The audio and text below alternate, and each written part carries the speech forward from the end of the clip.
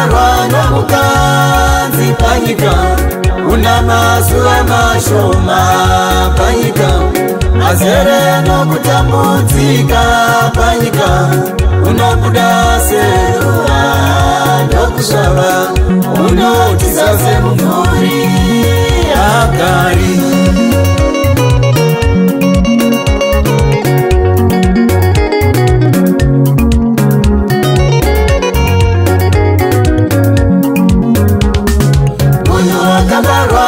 Nomukadzi panyika, una mazuva mashoma panyika, azere nokutambudzika panyika, unobuda seruva ndokusvava, unotiza semumvuri Hagari.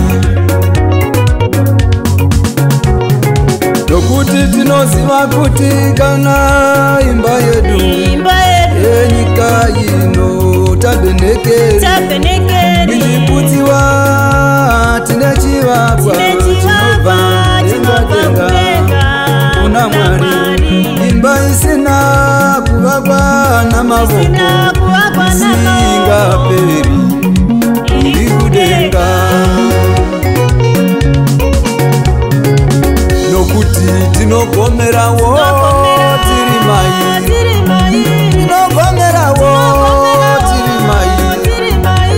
tichishuva kuti tifukidzwe neimba yedu ino mangudengawo. Wakabarwa nomukadzi panyika, una mazuva mashoma panyika, azere nokutambudzika panyika, unobuda seruva ndokusvava, unotiza semumvuri Hagari.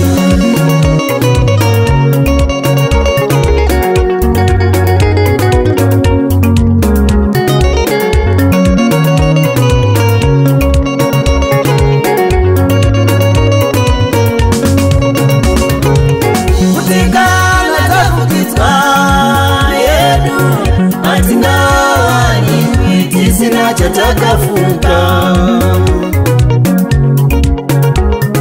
Nokuti nesu tiri mutebenekeri, tinogomera yedu tichiremerwa, tisingadi kuti tikutunurwe, asi kuti isu tifukidzwe, icho chinofa chimedzwe noupenyu.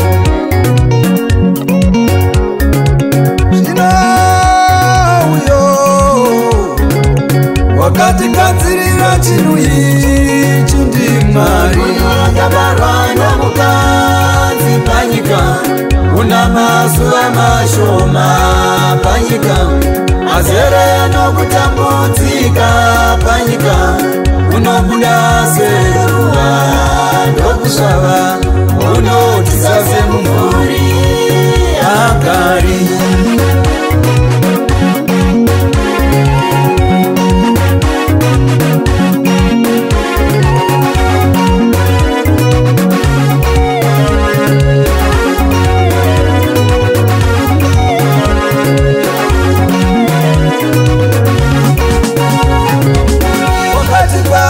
Rubatso rwomweya vakomana ndiMwari.